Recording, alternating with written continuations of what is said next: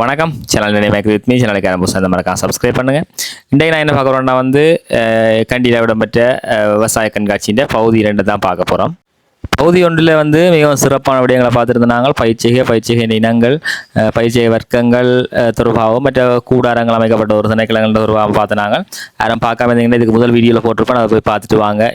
அதன் தொடர்ச்சியாக இருக்கும். இன்றைக்கு நாங்கள் பார்க்க போகிறது பகுதி 2, அதாவது நிறுவனங்கள், அதாவது தனியார் நிறுவனங்கள் மற்றும் அரசு திணைக்களங்கள கூடாரங்கள் இருக்க பகுதி இது நாங்கள் பிரிவிக்க போகிறோம். முதலாவது காணொலியில் பார்த்த வீடியோக்கள் நாங்கள் அதில் ஏபாக்கான்னு சொல்கிற ஒரு பகுதியில் எடுக்கப்பட்ட வீடியோக்கள் நாங்கள் பார்த்துனாங்க. இப்போ நாங்கள் போய்கொண்டு பிளான் ஜெனட்டிக் ரிசோர்ஸ் சென்டர் என்ற திணைக்களத்துக்குள்ளே அமைக்கப்பட்டுள்ள கூடாரங்கள் சொல்லுவாங்க, கண்காட்சி விடயங்கள் சொல்லுவாங்க பார்க்க போகிறோம். அந்த வகையில் நாங்கள் முதலாவது நுழைஞ்சோன்னு அந்த கூடாரத்துக்குள்ளே லங்கம் நிறுவனத்தின் கூடாரம் அமைக்கப்பட்டு லங்கம் நிறுவனத்தின் உற்பத்திகள், அதாவது அவையில் ரசாயனங்கள் செய்கிறவையில் மிஷினரி செய்கிறது. அப்போ அலங்கன்றதன் உற்பத்திகள், அது மாதிரி சிஐசி நிறுவனங்கள உற்பத்திகள் தொடர்பாக இங்கே கூடாரங்கள் அமைக்கப்பட்டிருந்தது. அதை கடந்து போய் சன்னைக்ரோ நிறுவனம் தங்களோட ஒரு கூடாரத்தை அமைச்சிருந்துச்சுன்னா, அந்த சன்னைக்ரோ நிறுவனத்தில் எங்களுக்கு கவர்ந்த விஷயம் என்னென்றால் அவையில் ஒரு வியாபார தந்திரம். இந்த வியாபார தந்திரத்தை அனைத்து நிறுவனங்களும் பின்பற்றலாம். அதாவது ஒரு சின்ன கேம் மாதிரி வச்சாங்க, ஒரு வீல் சுற்றுற மாதிரி. அந்த வீலில் சுற்றிட்டு வர அதில் தங்களோட நிறுவனம் சார்ந்த கேள்விகள் கேட்டு அதில் பதில் சொல்கிறார்களுக்கு பரிசுகள் வழங்கி பெற்றது, சாம்பிள் பரிசுகள் வழங்க கேட்டு கொண்டிருந்தது.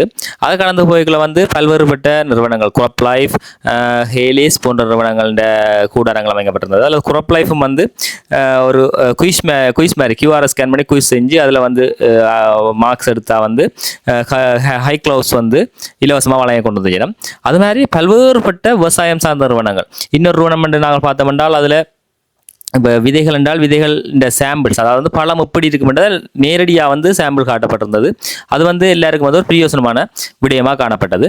அது மட்டும் இல்லாமல் அதில் முன்பகுதியில் பிளான் ஜெனட்டிக் ரிசோர்ஸ் என்ற முன்பகுதியில் குறிப்பாக இந்த சிறுதானியங்கள் செய்கை அங்கே காட்சிப்படுத்தப்பட்டிருந்தது. ஒவ்வொரு சாம்பிள்கள் இருந்தது, சோளம் இருந்தது, கௌப்பி, கச்சான் போன்றன வர்க்க ரீதியாக. அந்த சோளத்தை பார்த்தோம்னால் நாங்கள் பெரும்பாலும் மஞ்சள் கலர் சோளத்தை பார்த்துருப்போம். இப்போ நீங்கள் பார்த்துருக்கீங்க சிவப்பு கலர் சோளம். இது எங்களுக்கு பலருக்கு தெரியாத வர்க்கங்கள். அப்படி பல்வேறுபட்ட வர்க்கங்களை இந்த கண்காட்சியங்களால் பார்க்கக்கூடிய இந்த கண்காட்சிகளோட நோக்கம் இதாகத்தான் இருக்கும். என்றால் புதிய புதிய இனங்கள், பரிச்சயம் இல்லாத இனங்களை விவசாயிகள் மற்றும் அனைவருக்கும் தெரியப்படுத்துறதா தான் இருக்கும். அதை கடந்து போய்க்குள்ள பல கூடாரங்கள் நிறுவனங்கள் நாங்கள் இங்கே எங்களோட வடபகுதியை பார்க்க இந்தளவு நிறுவனங்கள் எங்களோட கண்காட்சிகளுக்கு வார இல்லை. அப்போ இந்த கேண்டியை பொறுத்த வரைக்கும் அது பெரிய எக்ஸிபிஷன் தான், பெரிய ஒரு எக்ஸிபிஷன். அப்போ அதனால் அந்த நிறைய நிறுவனங்கள் இங்கே கூடாரங்கள் அமைக்கப்பட்டிருந்தது. அது மட்டும் இல்லாமல் இங்கே விவசாயம் ரசாயனங்கள் மாத்திரமில்லாமல் விவசாய மெஷினரிஸும் இங்கே காட்சிப்படுத்தப்பட்டிருந்தது.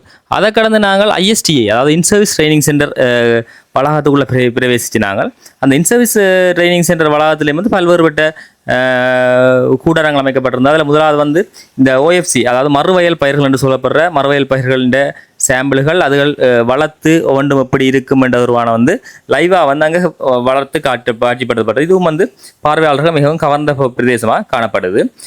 இதில் நிறைய சிறுவர்கள் அது ஆர்வமாக பார்வையிட்டு அது தொடர்பான விளக்கங்களை கேட்டுக்கொண்டிருந்தோம். அந்த தானியங்கள் மட்டுமில்லாமல் தானியங்கள்லேருந்து வர பெறுமதி சேர்ப்பொருட்கள், இந்த பெறுமதி சேர்ப்பு என்பது தான் எங்களோட விவசாயத்தில் லாபத்தை அதிகம் ஈட்டி தர உண்டாக இருக்க போகிறது இந்த பெறுமதி சேர்க்கை.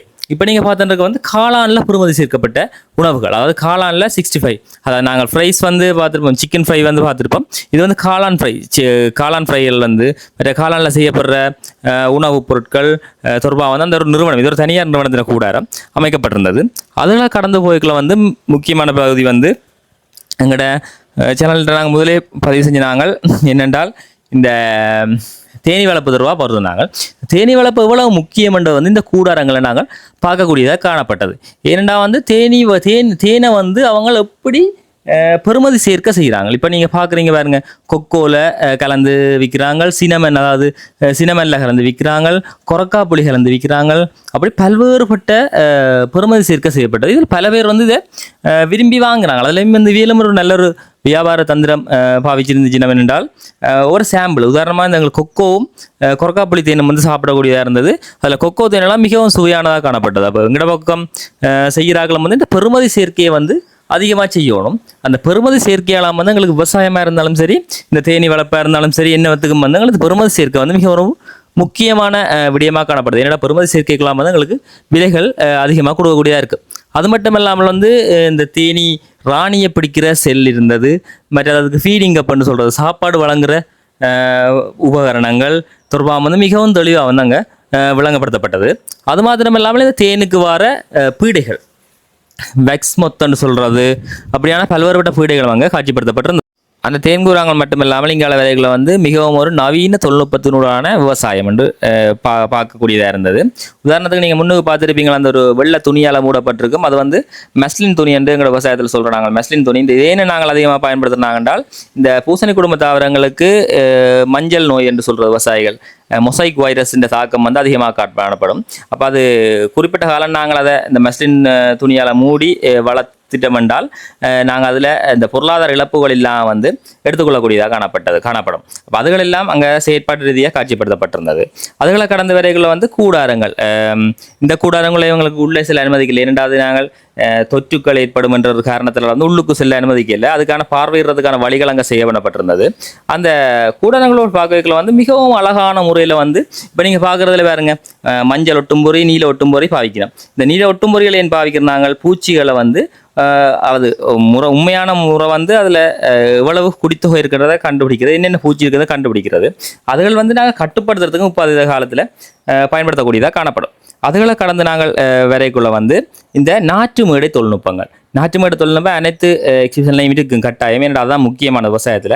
அந்த நாட்டு மேடை தொழில்நுட்பங்கள் எப்படி இருக்கும், அதுகளை எப்படி தொற்று நீக்கிறது, எரித்தல் முறை, பொழுத்தினால் மூடுறது, ரசாயன முறைகள், அது அப்படி வரிசையில் நாங்கள் நாட்டு மேடையை போடுறது போன்ற தொடர்பான பூரண விளக்கம் வந்து அங்கே காட்சிப்படுத்தப்பட்டிருந்தது. இதுவும் வந்து எங்களோட விவசாய மாணவர்கள் விவசாயிகளுக்கு வந்து புதிய ஒரு விஷயமாக காணப்பட்டது. பட் இந்த பார்க்குறது வந்து கொக்கோ பிட்ஸில் செய்யப்பட்ட நாட்டு மேடை தொகுதி. இதுகள் வந்து நாங்கள் அந்த முதல்வர் அதில் வந்து தண்ணியை ஊற்றிக்குள்ள வந்து பெரிய அளவு நாட்டு மேடை போடக்கூடிய ஒரு சைஸாக வரும். அதில் வந்து நாங்கள் நாட்டு மேடையை போட்டு இலகுவாக எடுத்துக்கொள்ளலாம். மண்ணின்றிய பிரதேசங்கள் இது மிகவும் பொருத்தமாக இருக்கும். இது நான் முதலே சொன்ன மாதிரி மஸ்லின் துணியில் மூடி இருக்கணும். மற்ற இதில் சோளம் போட்டிருக்கு, சோளத்துக்குள்ளே வந்து மிளகா போட்டிருக்கு. அதுக்கு காரணம் என்னென்றால் வந்து மிளகால வர பெரிய பிரச்சனை வந்து இலைச்சுருட்டல். அந்த இலைச்சுருட்டலை கட்டுப்படுத்துறதுக்கு அந்த முறையாக அவையில் பின்பற்றி இருந்துச்சு. அது மட்டும் இல்லாமல் நீங்கள் இப்போ பார்க்குறீங்க வந்து ஒரு மிகப்பெரிய தோடை இனம். மற்றது காளான் ஊடகத்தை தயார் செய்கிறதுக்காக அதை அவிக்கிற முறைகள், அது மட்டுமல்லாமல் சிறுதானியங்கள் என்று பல்வேறுபட்ட தொழில்நுட்பங்கள் இந்த கண்காட்சியில் மிகவும் அழகான முறையில் காட்சிப்படுத்தப்பட்டிருந்தது. இப்படியான கண்காட்சியில் உங்களுக்கு ஏரியாக்கள் நடக்கையில் கட்டாயம் போய் பாருங்கள்.